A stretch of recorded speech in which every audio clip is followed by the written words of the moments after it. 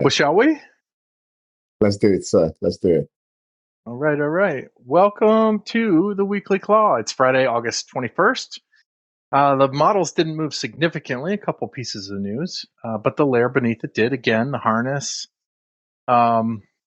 speed, routing, payments, judgment, launch as a chart, not features. That's the new moat. So what do you think? 5 stories? We're not going to do a benchmark parade. We're going to mention Herald Labs, and then we answer the only question that matters. Who owns the operating layer now? This episode is brought to you by Herald Labs, an applied AI product laboratory with humans and agents building together. Their product entity is mission control for agent teams, and they run hacker houses worldwide. Find them at labs.theherald.co. And back to the operating layer. My friend, Yes, what do we sir. know? I mean, it's a dope week. Let's go to the next one. Obviously, you're going to help me move the slides. I guess when you get back on the thing, Luttrell or that your volume is a bit low. So, is my own volume good now? Luttrell, am I pronouncing your name well? Can you guys hear me good, or is my volume as low as Andy's as well?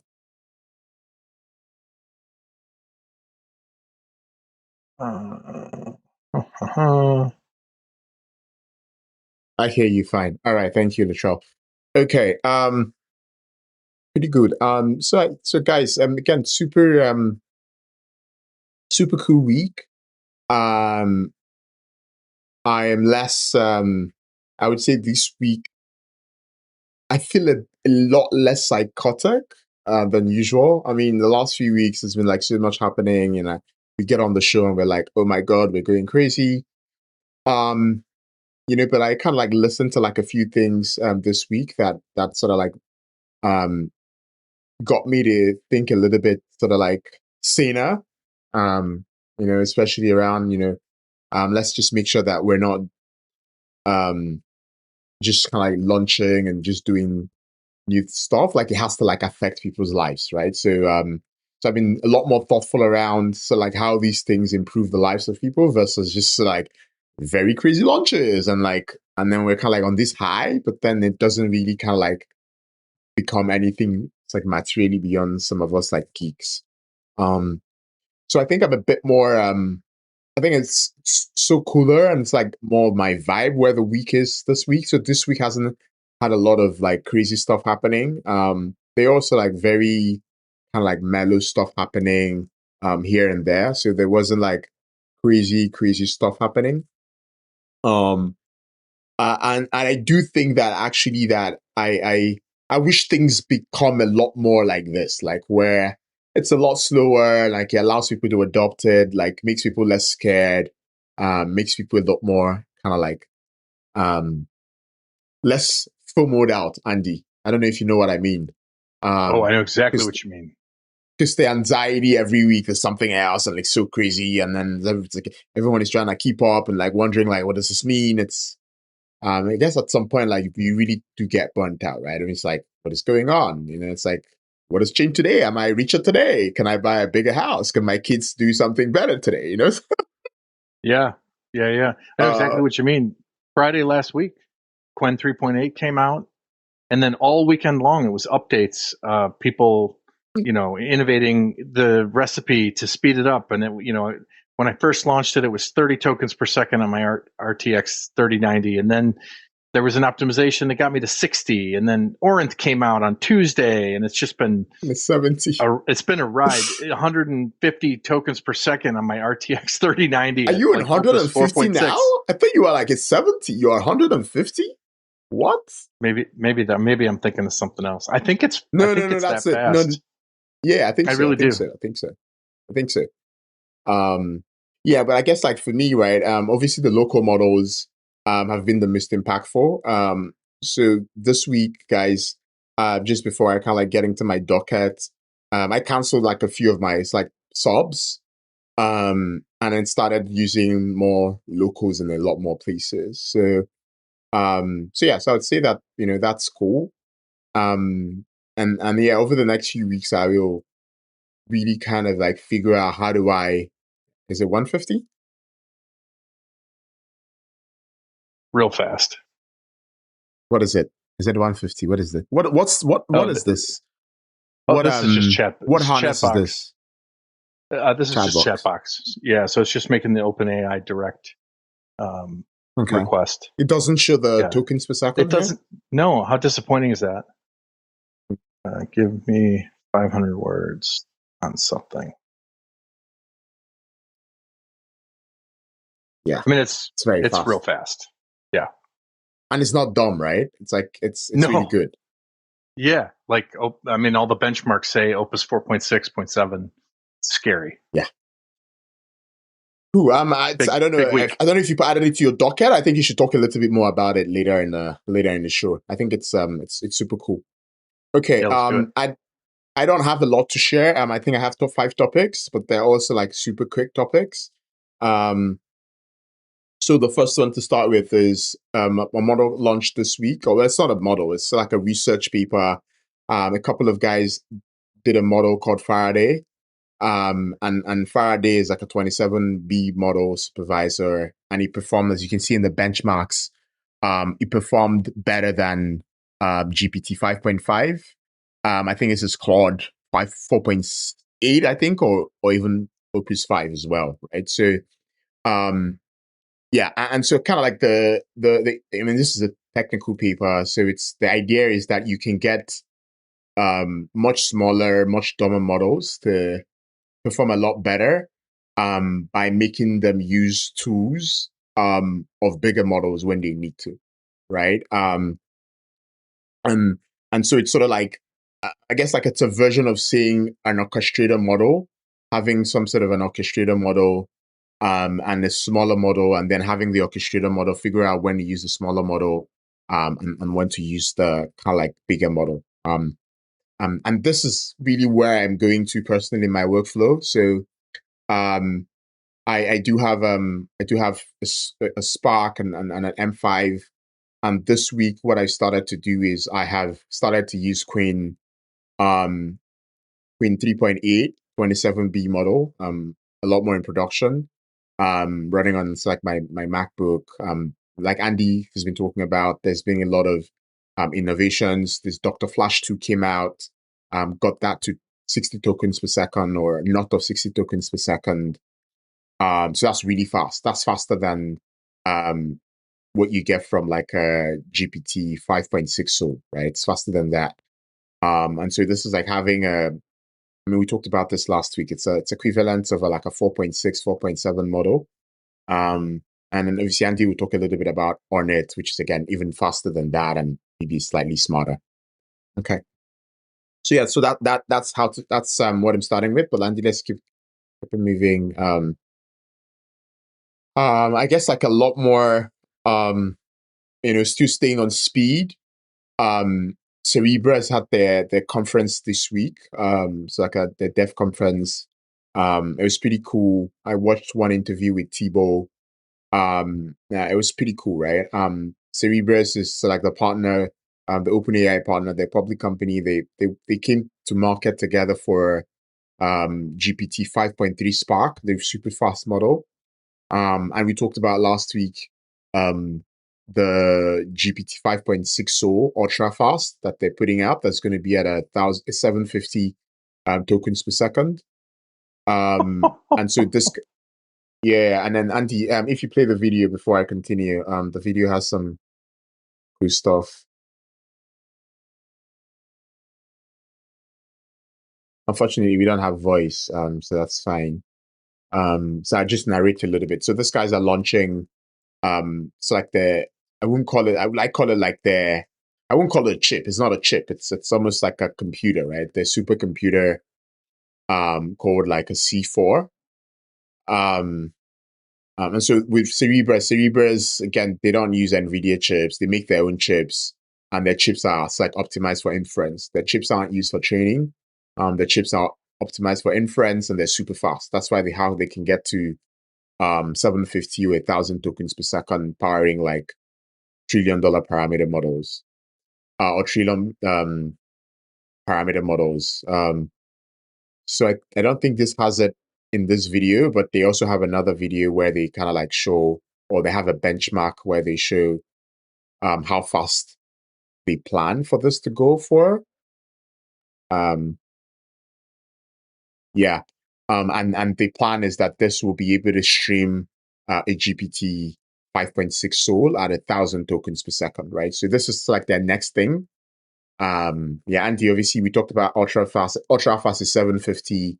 The new chip is going to take it to like 1,000, 1,500. When they put that out. So yeah, so guys, I mean, we're kind of like moving from the will I call it a dial-up of inference to the broadband of inference, and I still reckon this is still far from. We're still going to get to the fiber of inference when you're probably talking about like, I don't know, like 5,000 tokens per second, right? Where, you know, as you're thinking it, it's like happening, right? So, yeah, so this is super cool. Andy, cool. Another super cool stuff that happened. I've got two news here about OpenRouter. OpenRouter got acquired this week by Stripe for $10 billion. It's super impressive. The company just raised a round. And they raised the round. They raised the round at 1.5 or 1.7 billion dollars like a month ago. Like they were out raising a round actually. Yeah. Apparently they 10x'd. Yeah. They just got bought for 10x in like a few months. So it's incredible. It's absolutely incredible. Stripe had I read a little bit of it. But Stripe wrote a letter because if Stripe is one of the biggest private companies in the world, they still have no intention of going public anytime soon. Interesting. So they had to write a letter to their investors explaining why they did this, because this is their biggest acquisition to date. I think they bought a company earlier in the year, Bridge, or something for like $2 billion. It's like a crypto thing. It's like a stable coin infrastructure. Either earlier this year or late last year. So I think it bought that for like under $5 billion. And so this is their biggest acquisition to date. And so they were explaining why they had to do this acquisition. I think these guys are doing something like 30 trillion tokens a month now, or a week, or a day, like some ridiculous number a day. OpenRouter. Yeah. They're doing a ridiculous number.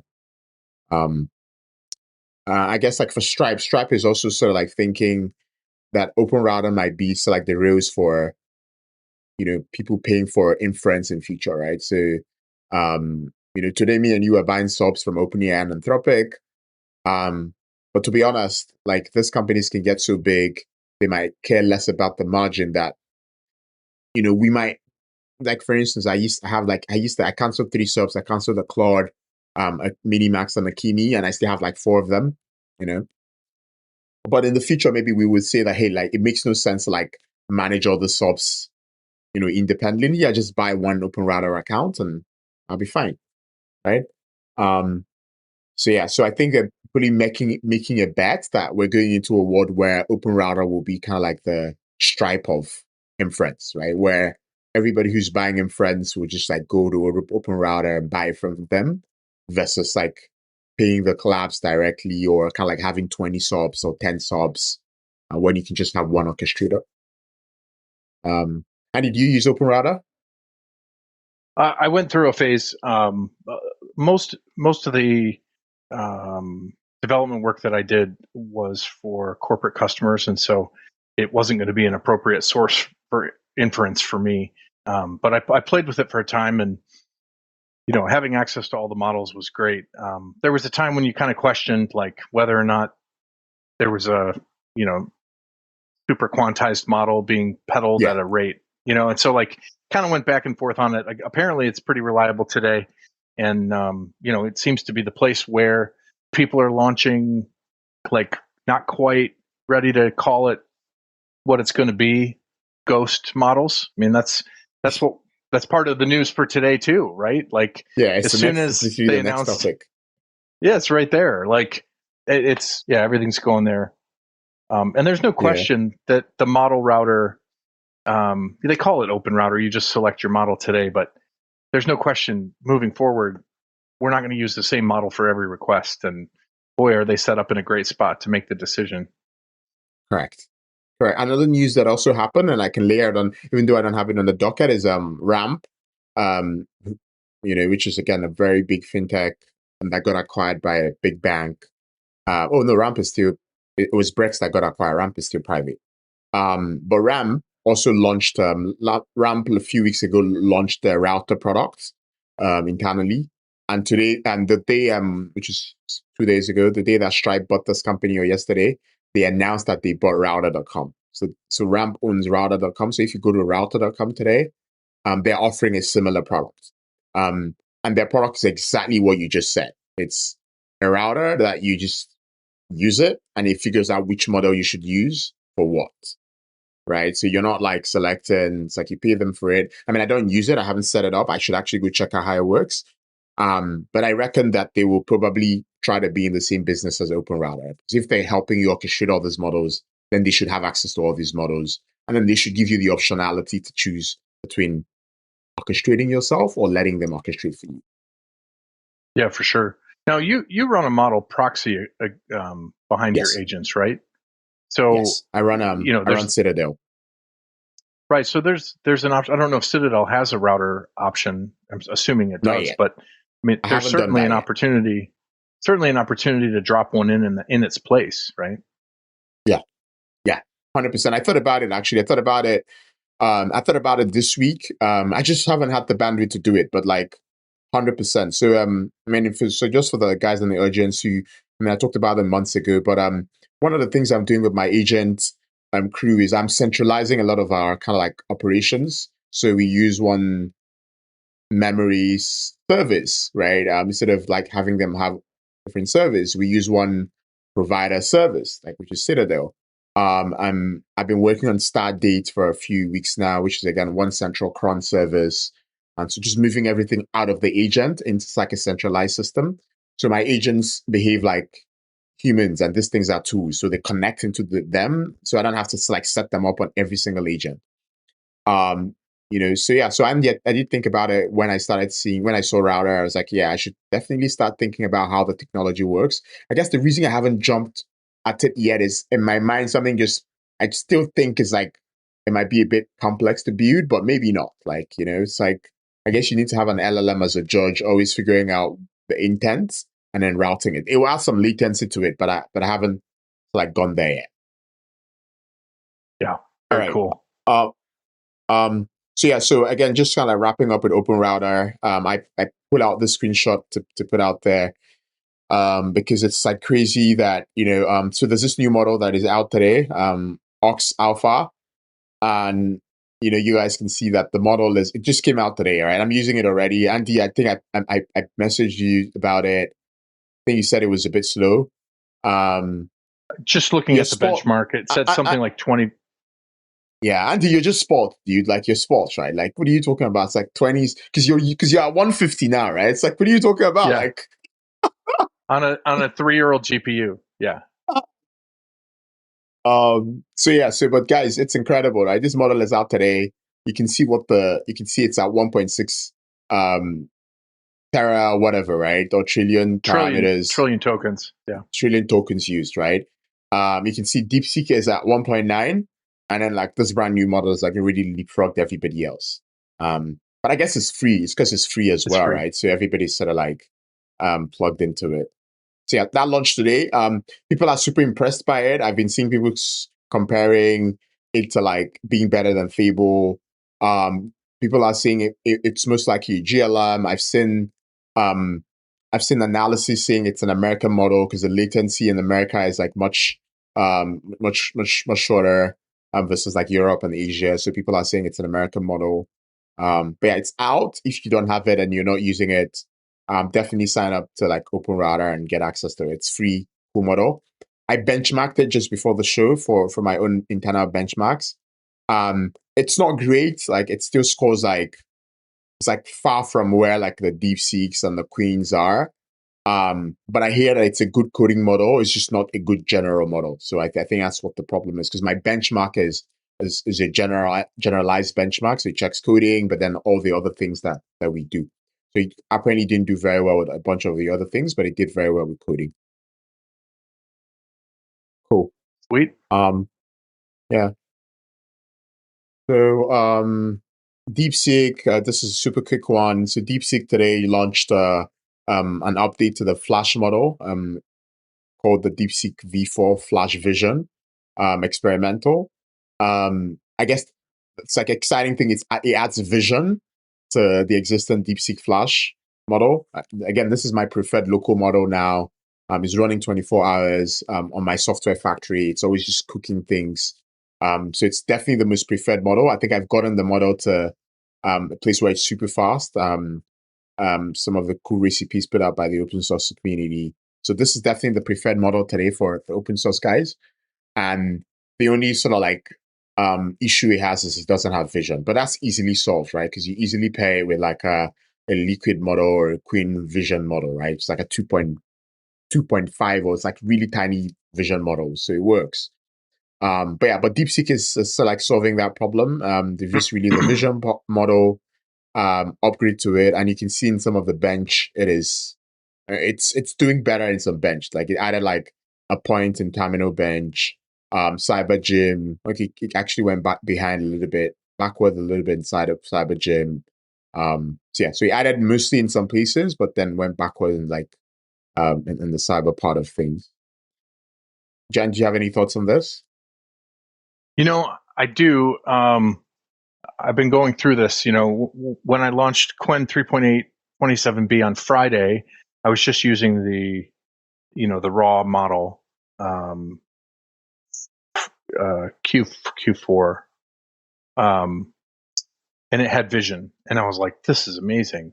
And then we got DFlash, and it sped it up to like 60 tokens per second from 30, but you lost vision in Llama CPP, and then Orinth came out, which meets a lot of the same criteria. It runs great on the RTX 3090. It passes a lot of the same benchmarks at very similar spots, and it runs at 150 tokens per second. And I was like so excited, and I was disappointed to learn that it too lacks vision. So I started looking at how I would tie in a vision model and what have you. This is a very exciting thing to see. It looks like we'll need to wait for some quantized versions to get it onto 128 gig MacBook Pro, for example. But I bet we'll see it run, and that'll be a big day. Is it much bigger than? Is it much bigger than the? Oh yeah. Because even the V4 Flash doesn't run on. Does he run on MacBooks now? No, you need a quantized version, right? You need a quantized version, and if you use the DS4 runner, it's called Dwarf Star 4. It's fully optimized for the hardware. It runs very fast. So I've been running DeepSeek 4 Flash since we left for Europe in May. So it's a great model. It's been a workhorse for me. It sure sucks the battery down if you're not plugged in, but otherwise it's been very powerful. But again, it lacks vision. This is exciting, and we'll definitely see adaptations of this for equipment like that. The architect mentioned in Discord that we didn't mention the DeepSeek harness, and I brought up, of course, that we talked about it last week. But I thought I would just point out as a bit of an aside. I was running the DeepSeek harness when Henry and I started talking about 10 minutes before the show, and I said, "Hey, what would you think about having a producer agent to watch our agenda?" And I coded this basically while we opened the show. And it finished a couple minutes ago. Oh yeah, and it finished during the show, and so it's already running. It's behind on time, so I'll have to add a way to start it in the middle of the show. But these are the segments we're through and what have you. So I coded this with DeepSeek 4 Flash in the DeepSeek harness over the last, I don't know, it ran for 20 minutes probably, but it's ready to go. Yeah. So we've got our agenda in here, and if we push something back, it shows us if we're ahead or behind, and just, trying to improve things for everyone. But you mentioned DeepSeek Harness, totally relevant. They're ripping it up. Wow. Anything else? Incredible. Yeah. I think I've got one more, two more things in the docket, and yeah, but I think I'd say for me okay, I think one more thing. Okay, I mean, I've been seeing Omarchy and it's like on my kind of like timeline for the last few days, and then obviously just before the show, I saw that DHH, just kind of like announced that he's starting a foundation called the Omarchy, and getting some donations from the from Toby, Toby's Shopify, and the Stripe founder, the Collisons, and a few guys, right? And he just like pinged a few of his friends on WhatsApp, and then they all like donated 1 million, and then he decided to launch his foundation. So Omarchy is sort of like it's like a Linus Arc fork, right? But why people have been Theo made a video about like why you don't want to use, why your agents are better off on Linux versus like MacBook. He made a video yesterday about it. So I think so like the Edge community, it's like the geeks. There's this thing where people are starting to prefer Linux or Linux operating systems. Apparently it's like agents work a lot better in it. Like the file system is easier to handle. And so this is like a special fork that makes it really easy to use it, right? Like everything is basically like CLI, right? You can use the whole operating system as a CLI. So that means an agent has like full control of your operating system. It can do every single thing, versus a MacBook where, you need to use computer use, you need to kind of like do weird AppleScript stuff to be able to do cool stuff. So you can see that the whole operating system is basically programmable, right? And so people are super excited about this now. And so I reckon over the next few weeks, you're going to see this take off. I haven't installed it yet. I was talking to my agents to kind of like figure out what's the right way to kind of like start testing this. And it's probably putting up like a Parallels desktop or a UTM, so like parallel virtualization product, and then checking it out. But if you're an engineer and like you love like terminal, or it's like CLI, then you're gonna love this because it's like native. Everything is like native terminals. You could use shortcuts for everything. Agent has full control of the thing. Thank you, Andy. It looks absolutely like hammered. I mean, obviously, it still has GUI. You can use a browser in it. It has like all the cool stuff a regular OS has. It just also kind of like natively supports like dev type stuff. Yeah, and these are very cool kind of like pictures of it. I guess that's it for me this week. Andy, let me know what you think about this, and then it's over to you for the rest of the show. Yeah, I love that. I mean, my career was basically built as a Linux system administrator, and I was a little sad when Apple announced the end of their Intel support and the Apple Silicon was launched. But then I was a little excited too, because then we got to try whole new generations of operating systems on that beautiful hardware. And so I have a 13-inch MacBook Pro. It's actually right here that I run, I don't know, Linux Mint on, and it absolutely screams. And the hardware is just as beautiful as it was when it ran Mac OS. So it's exciting to see. Linux runs the world. I mean, all of the infrastructure that matters is essentially in Linux, and getting to see bespoke environments. They call them opinionated Linux environments, basically, where you've got one guy who's got a vision for how it should work, and he builds a whole operating system around it. It's pretty cool. I'd love to see innovations like that. That's great. Thanks for bringing that up. That means you're going to be testing this very soon, then? Yeah. Yeah, sure. I'm just learning about it, but I'll definitely be testing it. Yeah, because you're a lot more so like technical with the like system admin and like Linux type stuff. So it'd be super cool to kind of like get like a breakdown from you in terms of how valuable you actually think it is for technical folks. Yeah, No, absolutely. Well, we've been talking about doing kind of off-schedule episodes on specific topics. We're gonna at some point talk about how I built the website for my telecom company. We've got Jim from the early days of the OpenClaw community, representing the Chinese user groups. Hopefully, going to talk to us about his long-running research agents, and then I think this would be a great little episode we could do for sure. Yeah, cool, awesome, man. Well, this week I've got from my signal from outside. I decided I would go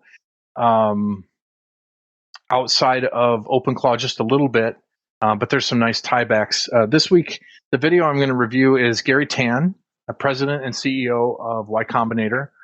42-minute video. It's on the startup school stage, no interviewer, and maybe 7,000 people at the event. I'll give you the hook up front. Partway through, he walks the audience through the system that he runs his own life on and says our thing by name twice. But he takes his time to get there.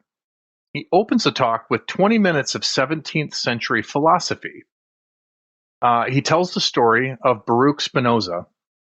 This is Amsterdam, July 1656. He's 23 years old and excommunicated by his own community with what Tan calls the most violent curse they've ever issued. Nobody can speak to him. Nobody can read anything that he writes. And of the 42 bans that community handed down during the century, this is the one with no repentance clause. So it's never been lifted, and technically it's still in force. Before the curse, they tried to buy him off, 1,000 guilders a year, which was real money, just to show up occasionally and keep quiet. And he said no. Tan translates it for the room. They offered him a salary to stop building. And then someone came at him with a knife, tore his cloak, missed him, but he kept the cloak unmended for the rest of his life so he could remember where the cost of ideas would land. What does the most canceled man of the 17th century do next? He grinds lenses.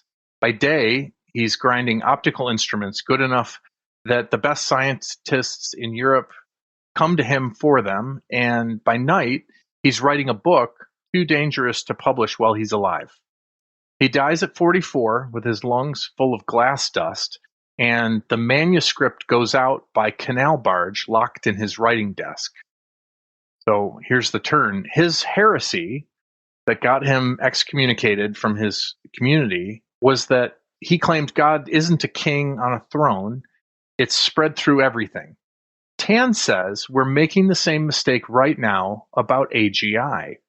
Everybody's waiting for one big announcement, some threshold. Someday the sky changes color and AGI has arrived. Tan says everyone's watching the sky, and the thing they're watching for is already in the room. And it doesn't look like a god. It looks like infrastructure, a terminal window, a folder of markdown files. And that's his thesis. He calls it personal-AGI. Not general intelligence for everyone at once, general intelligence for one person. And he's sharp about what it means, because personal AI already got captured by marketing departments. He does not mean a chatbot subscription. That's corporate AGI. You don't own that, and it resets when you close the tab. It knows what everyone else already knows, and when the company pivots, your assistant gets a lobotomy on somebody else's schedule. Then he brings the receipts, and this is a little uncomfortable if you write code for a living.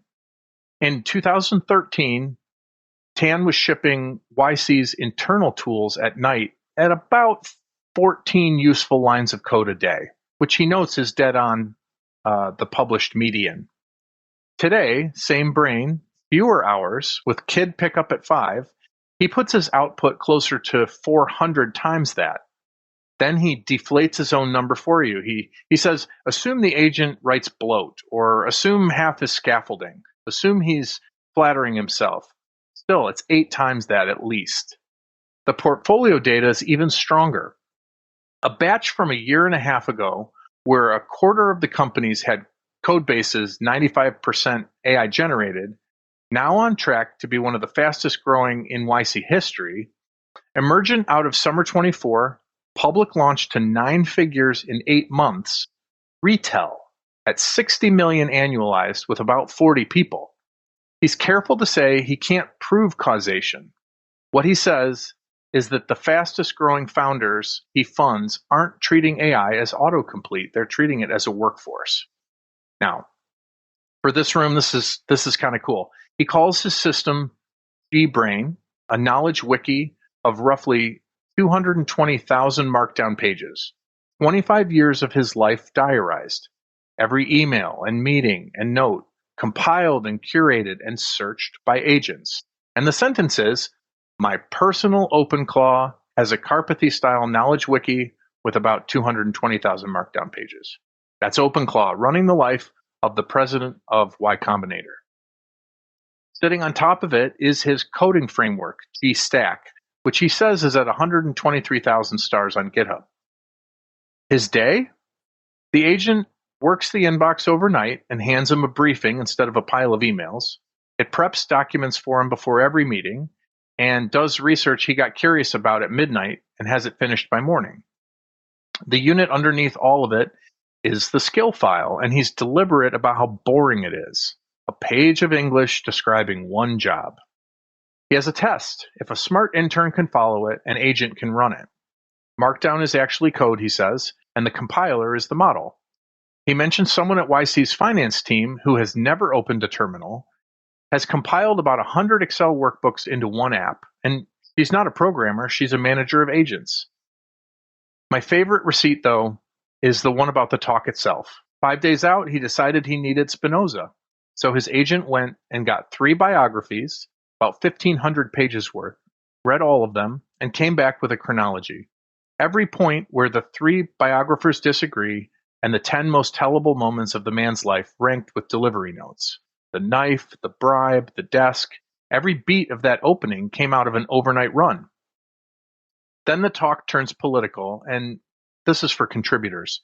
A skill file isn't a document, he says. It's your judgment, pulled out of your head and made executable.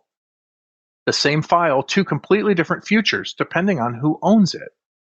He runs this hypothetical. He says, a support engineer, Maya, who spends 2 years teaching her agent 40 skills. How to triage a PO at 2 in the morning. How to talk down a customer about churn. If these files live in her repo, she walks into her next job with 2 years of compound judgment on tap.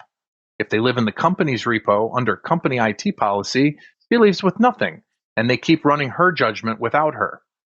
She didn't have a career, she had an extraction. The doctrine, stated plainly, is this. Own your skills, because if you don't, your job becomes a skill file. And then he ties it back, which I thought was nicely done. He says, every comfortable arrangement where your judgment compounds in somebody else's repo is 1,000 guilders rebranded. So the homework is 5 steps. Pick a harness and run an agent on your own machine. This is the second time he mentions OpenClaw. He says he runs OpenClaw in Hermes. Start 1 folder of Markdown files this weekend. Write your first skill file about whatever weekly task you hate the most. Wire it up as a recurring job and never do one-off work. At the end of every task, have the agent turn what it just did into something reusable. If you have to ask for something twice, you failed. He's blunt that most people quit in week 2, right about when it would start working. Ends with a story about a friend who had a son with a rare form of epilepsy. No lab, no grant, no permission. The guy just built a repo of 80,000 markdown files about his own kid. Every specialist visit and paper and seizure log and drug interaction cross-linked so that when a new doctor floats an idea, he can tell in minutes whether or not it's already been tried. Just a father and a laptop with a library. Last line of the talk is Spinoza's last line from the book that got smuggled out in the desk. All things excellent are as difficult as they are rare. Tan adds to it, the difficulty just collapsed. The rarity is up to you. So, why is this one for us? Tan isn't selling a framework. He's describing a stack most of us are already running. We've been probably into it for 8 or 9 months. And then he makes an argument about ownership. I haven't heard anyone else make this cleanly. Spinoza's cosplay aside, own your skill files before someone else owns them for you. It's a good thing to have in your head the next time you're deciding what goes in your repo and what goes in your employer's.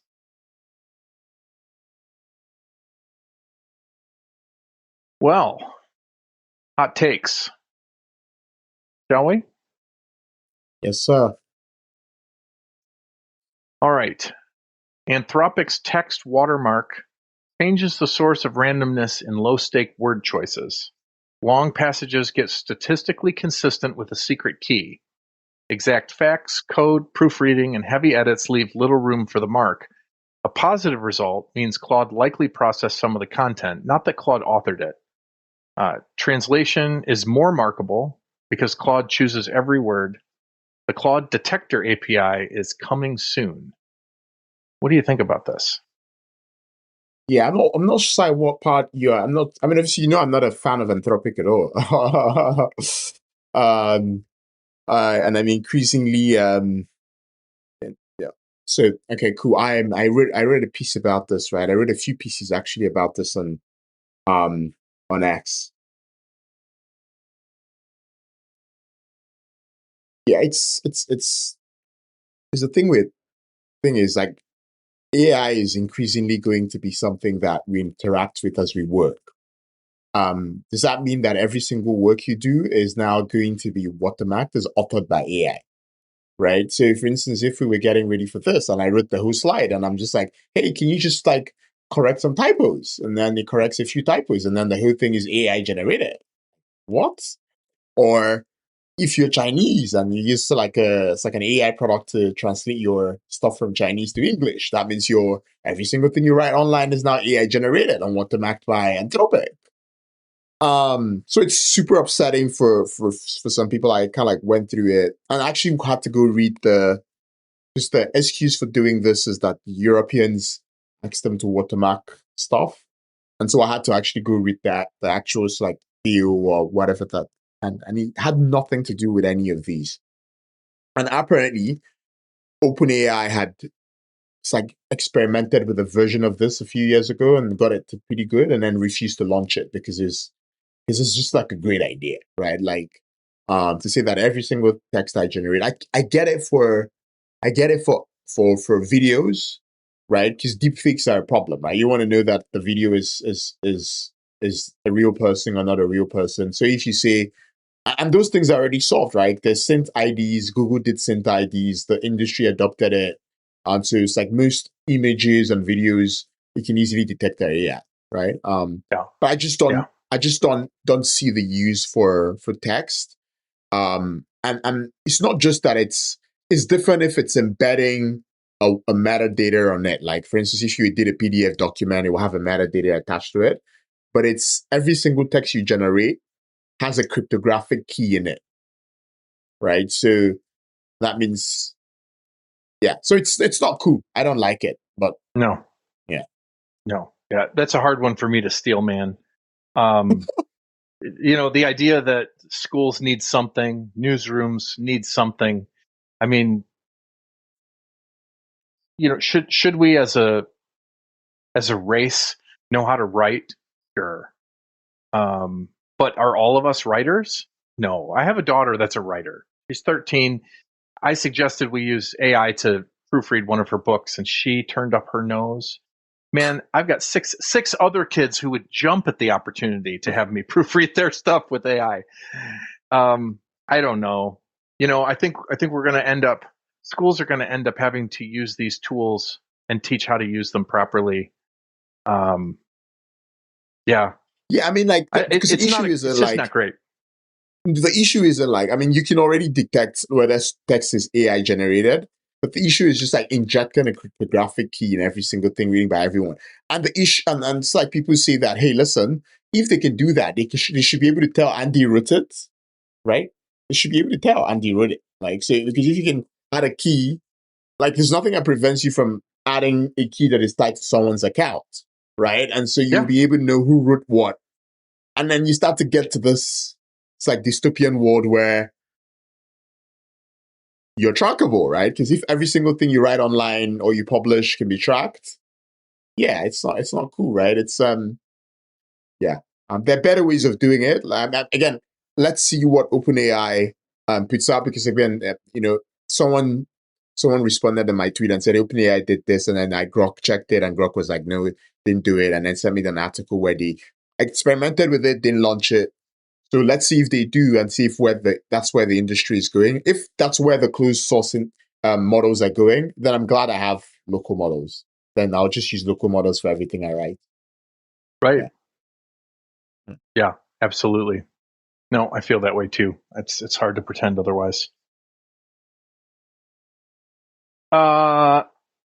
This episode is also sponsored by Heritage Telecom. We keep the lights on while keeping the operating layer honest. Independent infrastructure for independent voices. Reliable, quietly essential. Heritage Telecom for your business telecommunication needs. What to watch for next Friday: the Stripe OpenRouter closing conditions, DeepSeek chart as launch follow-ons. I don't know if we really didn't address that, but DeepSeek launched their vision just basically by posting benchmarks. It's pretty exciting. And whether anyone ever names OX Alpha. If Stripe OpenRouter closes before August 28th, the gateway and the wallet ship as one company, and the neutrality promise becomes a 1 quarter-old commitment under audit. If DeepSeek ships an API, a paper, or a model card behind the chart, the launch as chart rule either firms up or quietly dissolves. 3 watches: the Stripe Newsroom Index for closing announcement, the OpenRouter change log for model routing behavior changes, and any independent measuring of routing neutrality post-close. The DeepSeek repo or API follow-up release, that'd be great. Any independent naming or measurement of OX Alpha will bring them to you, I'm sure. That's the Weekly Claw, episode 26. Discord for the live chat. There's going to be, let's see, do we have a QR code on here? No. We've got a Discord you can join, be part of the conversation. If you head over to weeklyclaw.ai, we'll have the recording of this episode up shortly. The recording of previous episodes are already up there, the show notes, the deck, the agenda. And next Friday, August 28th, 4 p.m., we'll see you there. See you there, guys. Thank you. Thank you all very much. Weekly giveaways. I love that idea. Awesome.